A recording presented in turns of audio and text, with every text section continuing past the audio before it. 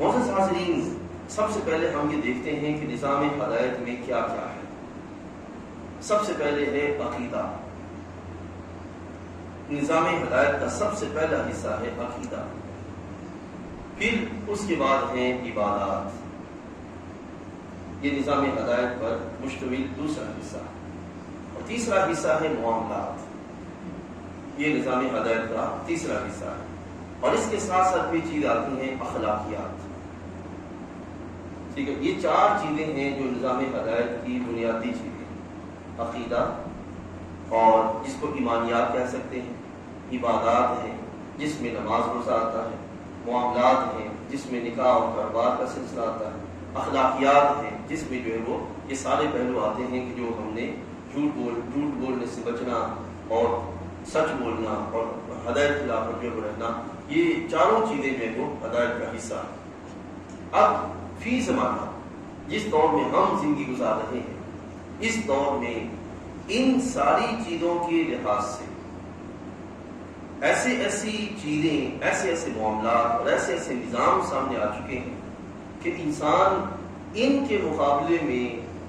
ان میں زیادہ پھنسا ہوا ہے، اور ان سے اس حد تک اپنے آپ کو جو ہے وہ الجھاؤ کا شکار ہے کہ وہ ادھر نہ آنے کو تیار ہے، اور اگر آتا ہے تو وہ پہلے اس ماحول میں رہ کر پھر اس طرف آتا ہے، تو پھر نہ اس کو اس ماحول کی صحیح حقیقت کی خبر ہوتی ہے، نہ اس ماحول کی صحیح حقیقت کی خبر ہوتی ہے، جس کا نتیجہ یہ نکلتا ہے وہ کہتا ہے کہ مجھے یہاں سے کچھ ملا ہی نہیں ہے، میں نے یہاں کچھ دیکھا ہی نہیں ہے، ٹھیک ہے نا جی، مجھے یہاں سے کچھ کسی حقیقت کا پتہ ہی نہیں چلا، اسی بات سے میں ادھر چلا گیا۔ معزز حاضرین، ذرا سوچ کے بتائیے کہ ایک فرد ایک گھر میں کامل طریقے سے اپنا وقت گزار کر اس گھر کے نظریات، طور طریقے، معاملات اس نے سیکھے ہی نہیں، وہ رہا ہی گھر سے باہر ہے،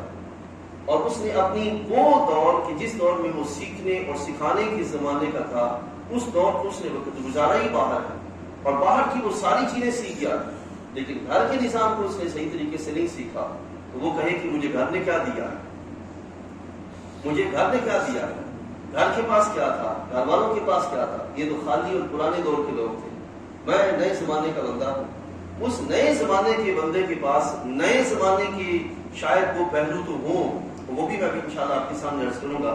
لیکن گھر کے جو طور طریقے جس میں سکون، اطمینان اور جو درستگی کے پہلو ہیں وہ چیزیں نہیں ہوں گی، تو نتیجہ کا نکلے گا کہ وہ شاید نئے زمانے کو تو صحیح طریقے سے قبول کر سکے، لیکن جو اپنا گھر ہے اس کو وہ مینٹین رکھنے کے لیے تیار نہیں ہوگا۔